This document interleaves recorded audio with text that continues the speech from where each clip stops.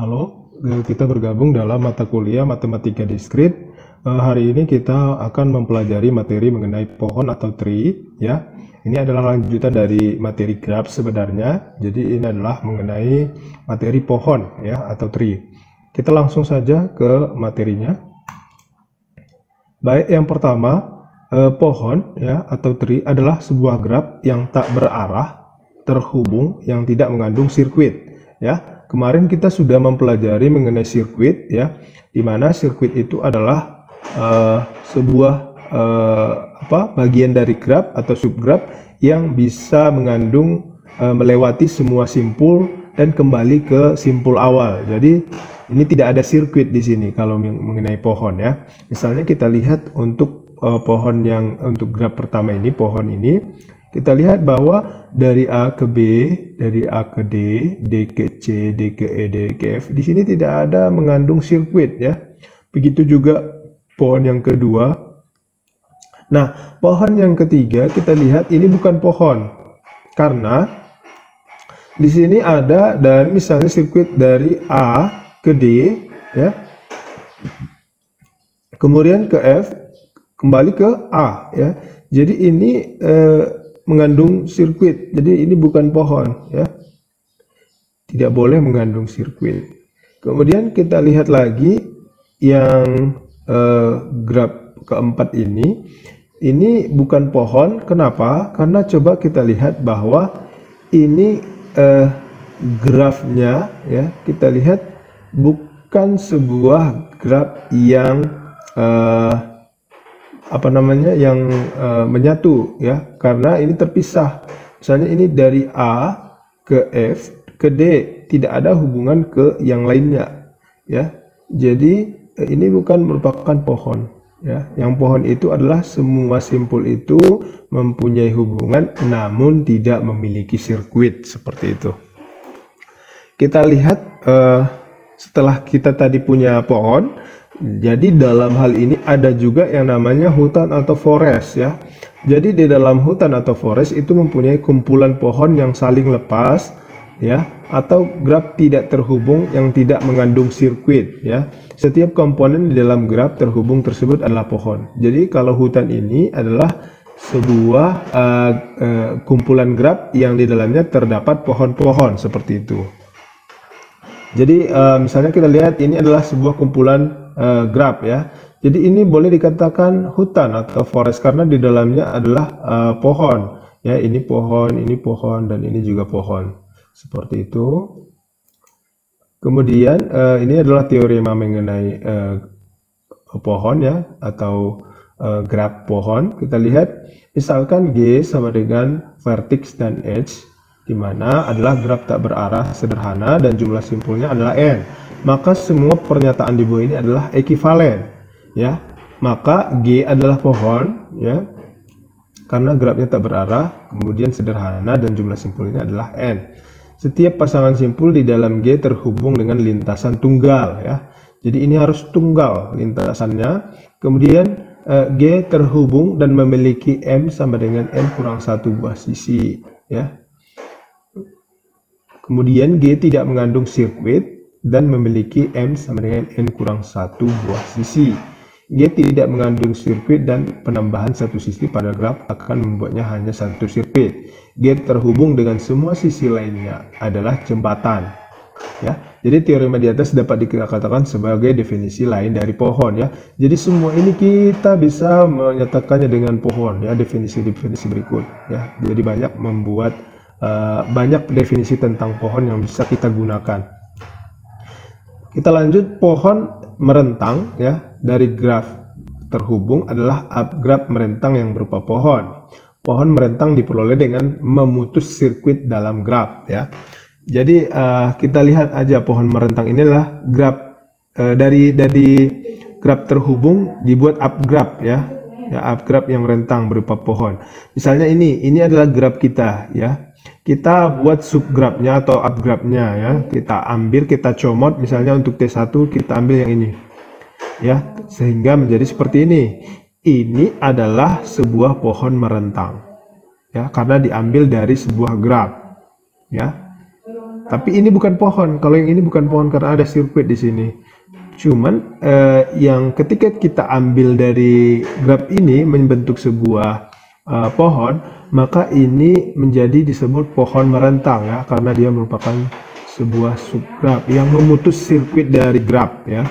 Jadi ini kan ini harusnya sirkuitnya ini kita putus jadi seperti ini atau seperti ini. Ini juga T2-nya dan ini kita ambil juga atau ini. Nah, ini adalah subgraf dari graf yang kita punya. Kemudian setelah graf terhubung ya, setiap graf terhubung mempunyai paling sedikit satu buah pohon merentang. Ya, graf tak terhubung dengan K komponen mempunyai K buah hutan merentang yang disebut hutan merentang ya, atau spanning forest. Kita lihat lagi contohnya. Misalnya ini jumlah ruas jalan seminim mungkin yang menghubungkan semua kota sehingga setiap kota tetap terhubung satu sama lain ya. Jadi perutian atau routing pesan pada jaring komputer itu seperti itu. Kita lihat misalnya di sini kan ada ruas jalan-jalan dengan simpulnya masing-masing. Jadi untuk menentukan misalnya kita mau memutus jaringannya atau lebih tepatnya kita mau buat ruas jalan seminimal mungkin yang mana harus terhubung semuanya tapi dengan minimum gitu ya, minimum routing yang digunakan atau perjalanan datanya. Jadi kita ambil dia pohonnya atau pohon merentangnya kita ambil dari sini misalnya kan ini kita ambil ya. Jadi ini sudah menghubungkan semua unit-unit yang ada. Daripada seperti ini kan ini jadi kesannya terlalu mubazir karena dari sini ke sini sudah ada di sini ya. Dari sini ke sini kan sudah ada bisa. Kalau untuk pemrograman data seperti itu, jadi routingnya sudah jelas.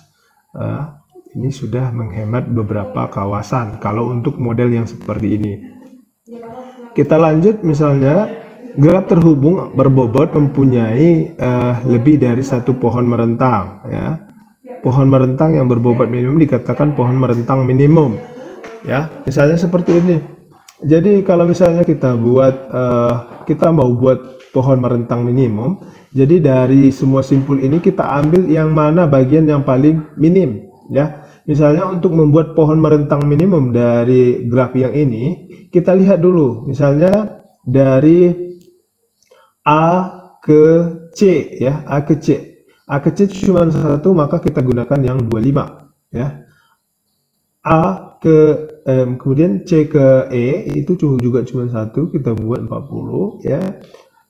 Kalau misalnya kita hubungkan A ke B, ini akan membuatnya menjadi sia-sia karena nanti kan sudah ada hubungan dari E ke B. Karena kita anggap E ke B ini 5, ada di sini yang 5, daripada menggunakan yang menggunakan yang 55, kita menggunakan yang 5 ya. Kemudian udah berhubungan dengan ABE, kita lihat yang ke D ya. Sebenarnya di sini ada dua pilihan. Ada yang 45, ada yang 20. Namanya juga minimum, maka kita pilih jalur yang paling sedikit sehingga kita ambil yang E ke D. E ke D ya. Jadi sudah ada hubungan sampai ke D. Kemudian kita lihat yang D ke H. D ke H ini ada 30 ya. Lalu kita lihat yang E ke G ya, atau E ke F. Kita gunakan yang mana? Jadi ini kita gunakan yang mana? Ketika ada persimpangan kita pilih yang mana seperti itu. Jadi otomatis kita akan pilih yang 15 ya. Daripada 35 kita akan pilih yang 15 karena kita maunya adalah minimum. Sehingga E ke G, kemudian G ke F. Dan semua simpul sudah terhubung di sini dengan namanya pohon merentang minimum ya. Minimum spanning tree. Kemudian algoritma dari sini adalah primnya adalah langkah 1, ambil sisi graf G yang berbobot minimum, masukkan ke dalam T. Kemudian pilih sisi UV yang mempunyai bobot minimum dan bersisian dengan simpul yang kita buat tadi ya. Dan tidak boleh membentuk sirkuit ya, ingat. Kemudian ulangi langkah tersebut sebanyak simpul yang ada, maksudnya seperti itu. Jadi begitulah untuk mengambil sebuah pohon dari sebuah graf yang kita buat ya. Jadi sangat gampang untuk mengerjakannya sebenarnya. Kita lanjut misalnya ke contoh ya. Ini ada sebuah graf ya. Di sini ada graf. Jadi kita mau membuat spending tree-nya ya, pohon merentangnya. Jadi langkah pertama kita buat adalah ini seperti ini. Kita lihat dulu titik 1 2. 1 2. Ini 1 2, kita pakai yang 10. Kenapa? Kalau kita bandingkan ke 1 5, ini 45. Kalau 1 ke 4 ini 30. Berarti kita ambil yang 1 2 10. Ya, kita sudah ambil 1 2. Kemudian kita lanjutkan untuk titik 2-nya. 2 ke mana gitu. Kita lihat 2 ke mana. Ada yang 2 ke 6, ada 2 ke 5, ada 2 ke 3. Coba Anda perhatikan di sini bahwa 2 ke 6 itu paling minim, yaitu 25. Sementara 2 ke 5 itu 40, 2 ke 3 itu 50. Makanya kita langsung ke 6. Ya, ini ke 6. Kemudian kita lihat yang 6. Coba perhatikan yang 6. Ini ada beberapa sisi ya, ada yang ke 5, ada yang ke 3. Otomatis kita ambil yang 3 karena ini 15, sementara yang ini 55. Maka kita ambil yang 6 ke 3. Ini berarti 6 ke 3 ya. Nah, selanjutnya kalau mau kita lihat lagi 6 boleh, atau mau kita lihat 3 boleh, terserah ya. Kalau kita lihat 3 lagi, coba kita perhatikan 3. Kalau kita lihat 3 ya, di sini kan kemarin 3-nya hanya sampai dengan apa namanya, dengan 5 ya, karena kalau kita buat lagi ke 2 dia akan menjadi sirkuit nanti, karena 2 sudah ada tadi ya. 2 ke 6 ini sudah ada, ke 5 belum, maka 3 ke 5 yang kita ambil ya. Kemudian ini 3 ke 5, ini yang 4 ya. Ini sebenarnya mau ngerjain yang mana duluan boleh, yang antara 4 5 ini. Kita lihat yang 4 kan belum ada nih titiknya, maka kita pilih yang 6 ke 4, 20 ya. Jadi dapatlah di ini 20. Sehingga kita perolehlah pohon merentang minimumnya seperti ini dengan bobotnya 105. Ini adalah paling minimum, derajat minimum dari pohon merentang yang kita buat. Ya, pohon merentang yang dihasilkan tidak selalu unik meskipun bobotnya tetap sama ya. Jadi ada banyak cara untuk membuat pohon merentang ini. Jadi bisa saja beda cara mengambilnya. Hal ini terjadi jika ada beberapa sisi yang dipilih berbobot sama. Ya, kalau sama sisinya kan boleh diambil yang mana saja seperti itu. Contohnya seperti ini kan berbobot sama, ada beberapa. Jadi banyak cara untuk membuat pohon merentangnya. Ini ada yang sama, ini yang sama, ini ada sama 36 bobotnya. Ya. Jadi algoritma Kruskalnya, misalnya langkah-langkah yang bisa digunakan untuk membuatnya. Misalnya sisi graf sudah diurut menaik berdasarkan bobotnya dari bobot kecil ke besar, maka langkah 1 kita anggap T masih kosong. Kemudian langkah 2 pilih sisi UV dengan bibit minimum yang tidak membentuk sirkuit ya. Ingat, tidak boleh membentuk sirkuit. Kemudian tambahkan ke dalam T, ulangi langkah tersebut seperti itu.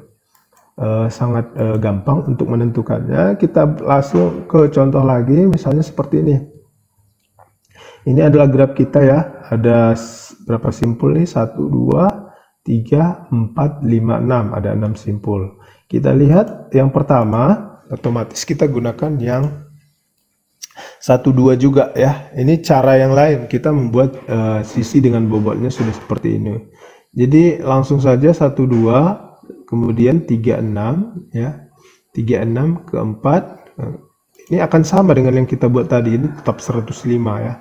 Ini ditolak 14, kenapa? Karena 14 membuat sirkuit nantinya seperti itu ya. Jadi bobotnya 105 seperti itu. Kemudian kita masuk ke dalam pohon berakar ya. Kalau tidak ini kita membahas hutan-hutanan ya, tadi sudah ada hutan, ada pohon. Sekarang kita membahas pohon yang berakar. Nah, pohon yang berakar, di mana pohon yang satu buah simpulnya diperlakukan sebagai akar dan sisi lainnya diberi arah sehingga menjadi graf berarah dinamakan pohon berakar. Ya, jadi kalau dalam pohon berakar ini ada arahnya ya. Dan dia itu menuju ke arah yang sama ke bawah semua seperti ini. Jadi tidak perlu diberikan lagi tanda kalau untuk menggambarkannya. Ya, jadi ini adalah contoh yang berakar ya, pohon berakar. Jadi untuk penggambarannya kita ingat bahwa tidak perlu dituliskan akarnya karena ini sudah kita artikan bahwa ini adalah pohon berakar. Ya. Karena semuanya sudah arahnya ke bawah seperti itu. Kita lihat misalnya contoh berikutnya, pohon dan dua buah pohon berakar yang dihasilkan dari pemilihan dua simpul yang berbeda sebagai akar.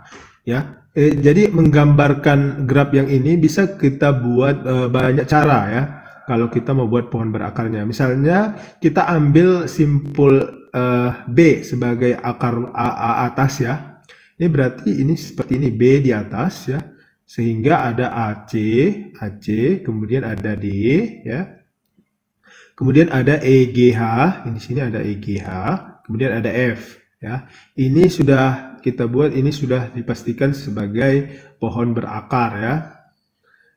Kemudian cara menggambarkan yang lain itu bisa saja misalnya kita ambil E sebagai atas, boleh juga. Mana E, F di sini, D di sini. Kemudian dari D ini ada GHB ya, ini dari D ada GH, kemudian ada B, kemudian ada AC seperti itu. Ini sebenarnya boleh saja mau ambil yang mana, pokoknya dia ada berakar seperti itu. Atau misalnya kita mau ngambil yang D, ini boleh nggak kita ngambil yang D? Kayaknya kalau kita ngambil yang D bisa saja ya, jadi kita buat ada D di atas. Kemudian ada B, E, G, H di bawahnya. Kemudian di bawahnya masing-masing, di bawah B ada AC, di bawah E ada F gitu ya. Jadi bisa juga sebagai pohon akar. Kemudian anak atau child atau children dan orang tua. Maksudnya seperti ini. Misalnya B, C, dan D adalah anak dari simpul A. B, C, dan D adalah anak dari A ya. Jadi ini sudah jelas bahwa ini kan berhubungan langsung A ke B, C, dan D ya.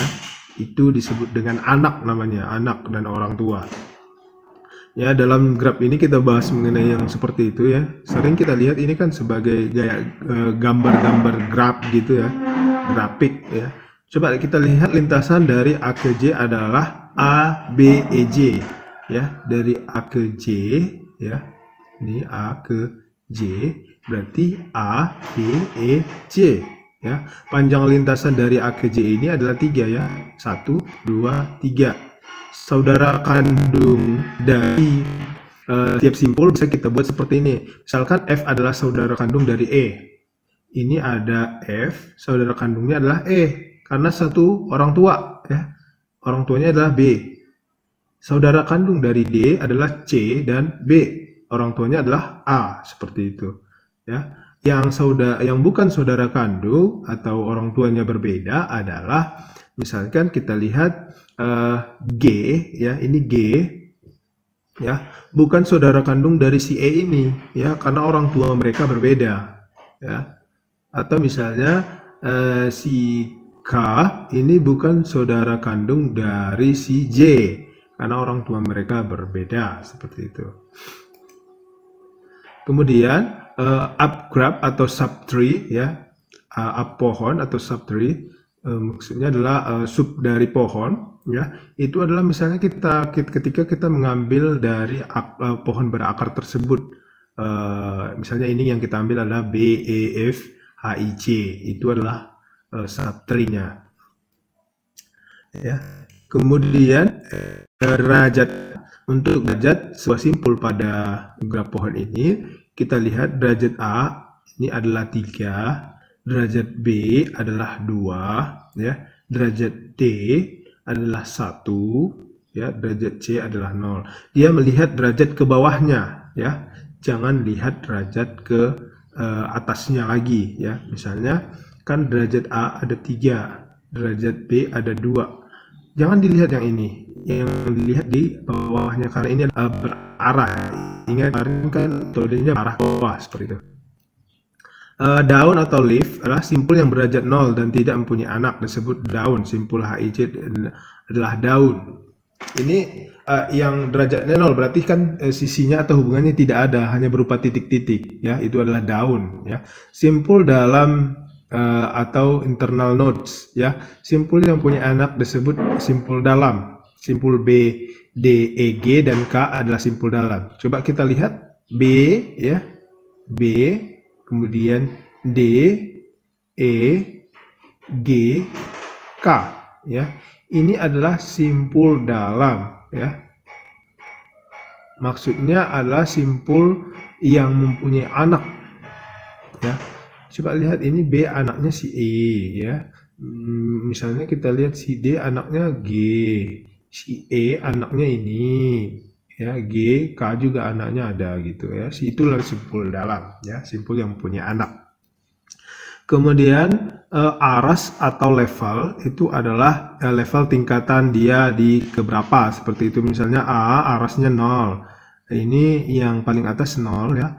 Yang kedua yang simpul derajat berikutnya adalah 1, yang ini adalah 2, aras kedua, level 2, ini level 3 dan ini level 4 ya. Tinggi atau height atau kedalamannya adalah aras maksimum dari pohon disebut tinggi atau kedalaman pohon tersebut. Pohon di atas mempunyai 4 ya, ini kan ada 4 aras, berarti tingginya adalah 4 seperti itu. Kemudian pohon berakar yang urutan anak-anaknya penting disebut pohon terurut ya, oriented tree. Misalnya A dan B adalah dua pohon terurut yang berbeda. Misalnya kan 1, 2, 3, 4 ya. Kemudian 2 ini 5, 6, 7, 8, 9, baru ini 10 ya. Jadi A dan B ini dua pohon terurut yang berbeda ya. Ini misalnya ini boleh di 3, 1, 3, 4, 2. Ini maksudnya kita pindah-pindahkan bisa gitu ya.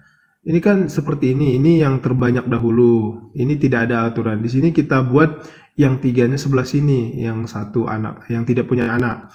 Yang 4-nya di sini karena dia mempunyai anak 2 ya. Yang 2 sebelah sini karena anaknya lebih banyak lagi seperti itu. Jadi ada aturannya.